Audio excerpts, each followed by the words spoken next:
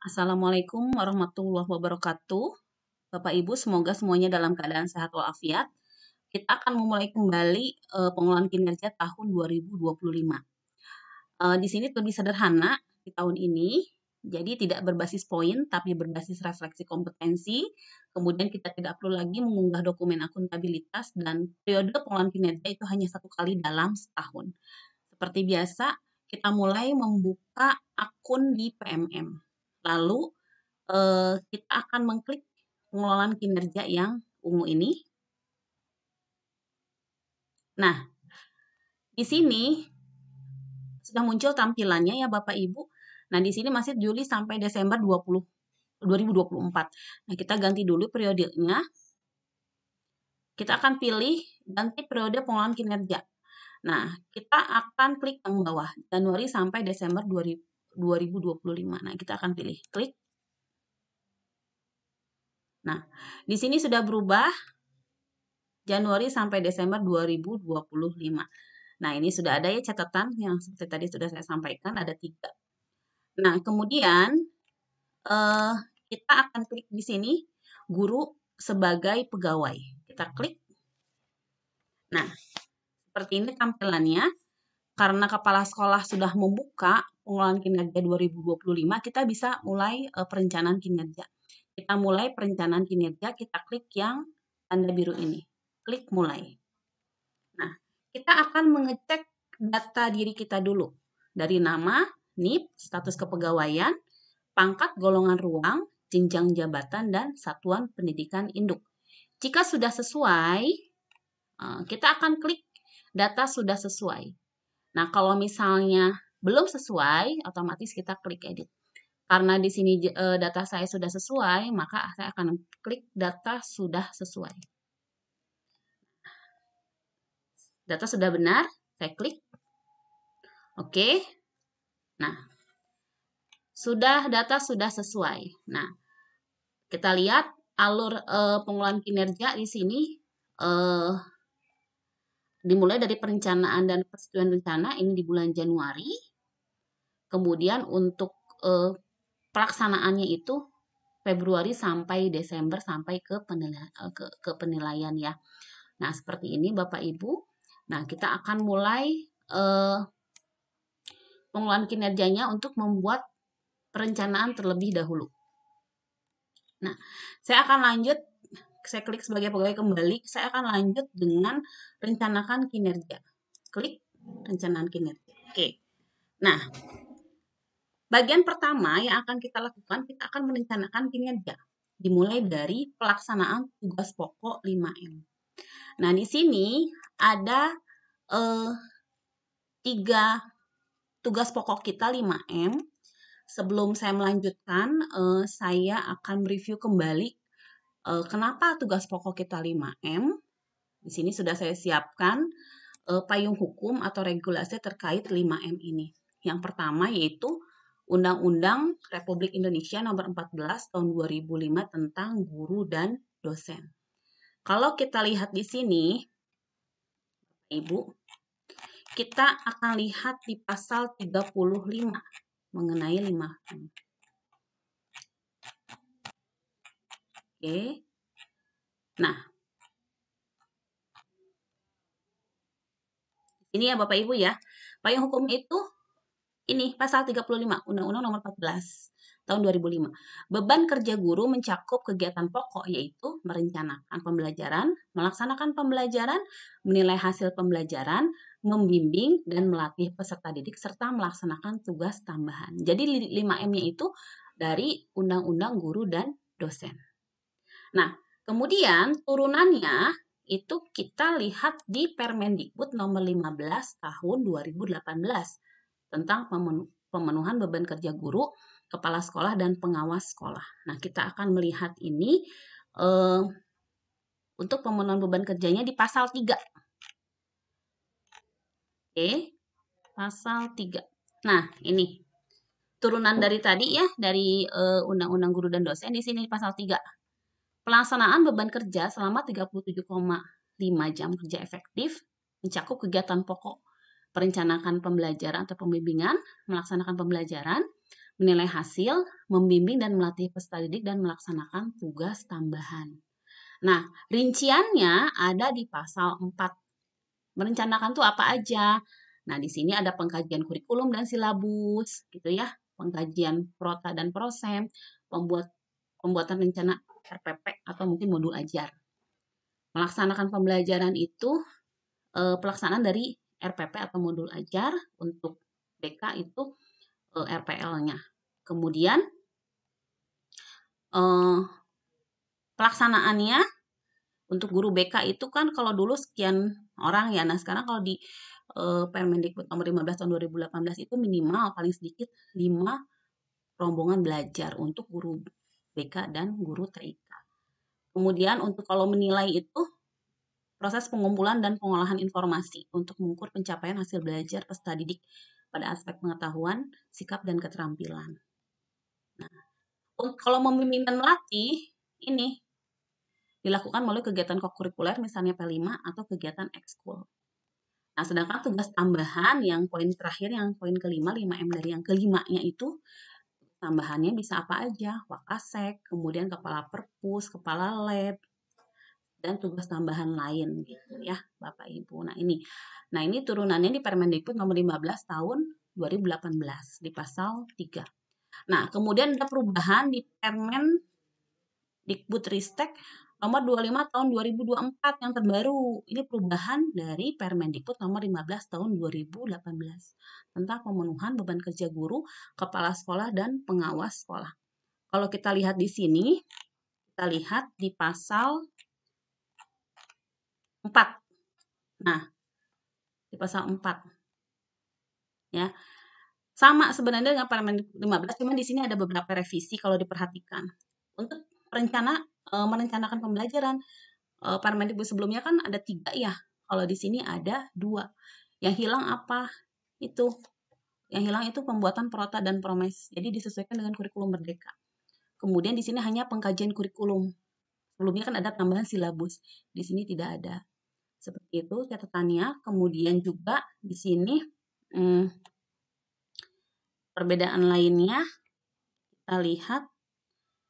Nah, ini ya, pelaksanaan pembimbingan kan guru BK. Kalau sebelumnya itu ada guru TIK. Nah, guru TIK kan sudah berubah ya. Berubah kembali menjadi guru mapel.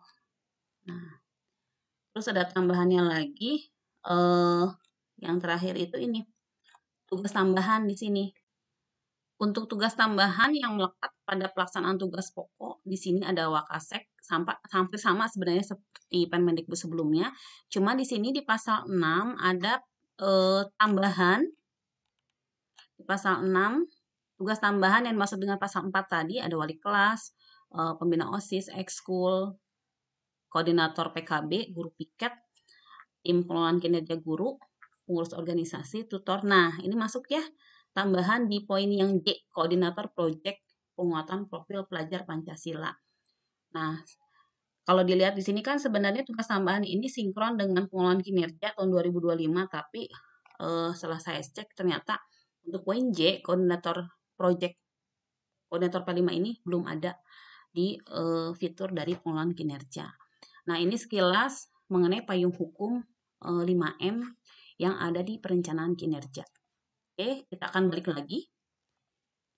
Nah, di sini tugas pokok 5M-nya sudah ada. Nah, kita sekarang tinggal menambahkan di tugas tambahan yang opsional. Kita pilih, karena saya wali kelas, maka saya akan menambahkan sebagai wali kelas. Oke.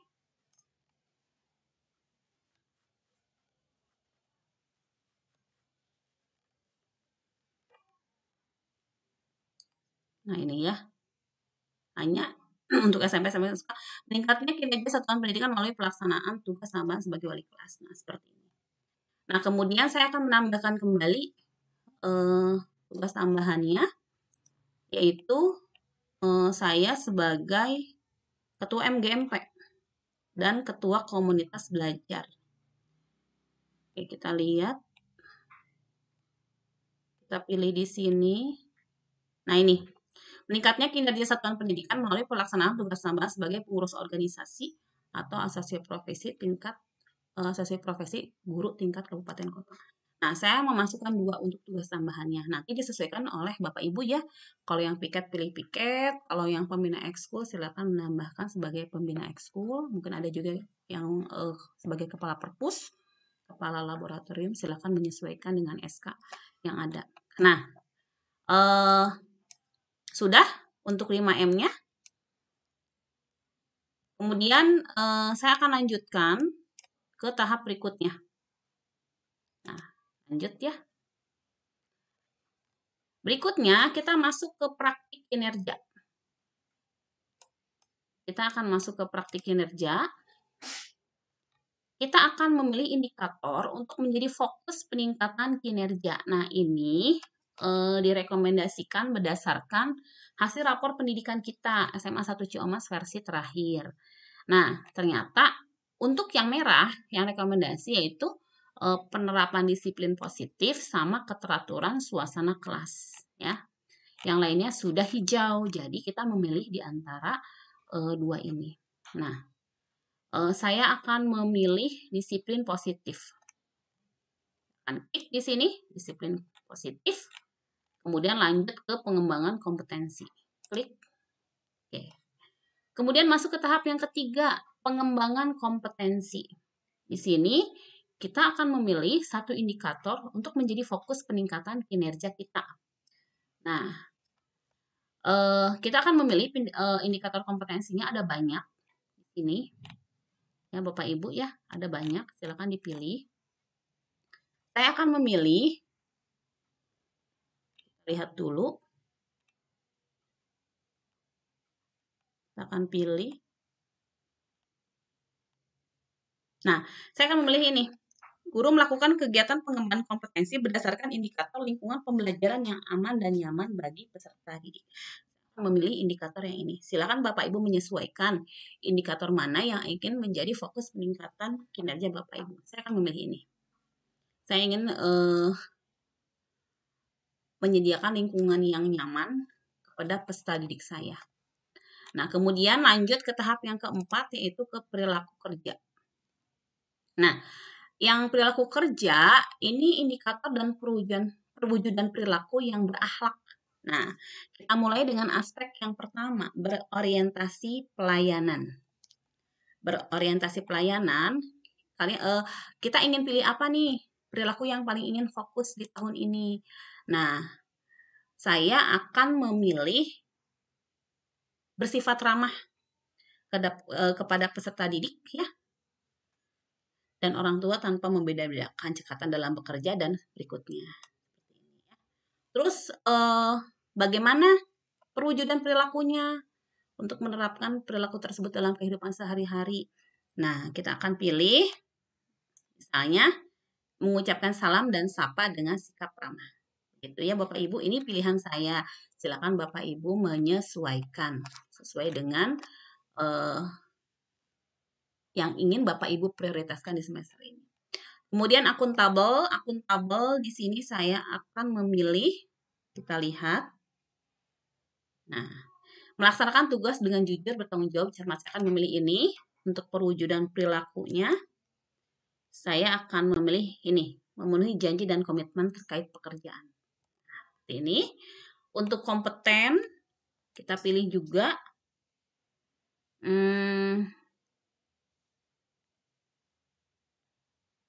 yang kompeten ini, menunjukkan penguasaan kompetensi yang memadai dalam melakukan kerja.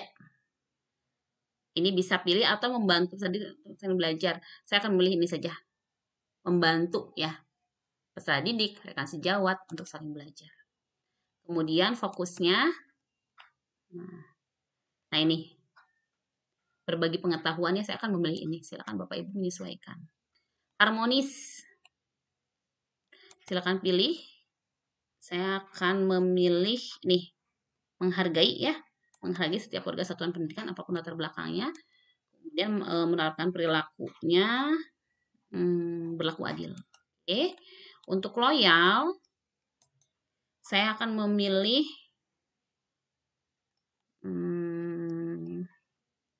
Saya akan memilih menjaga nama baik satuan pendidikan sesama guru dimanapun berada.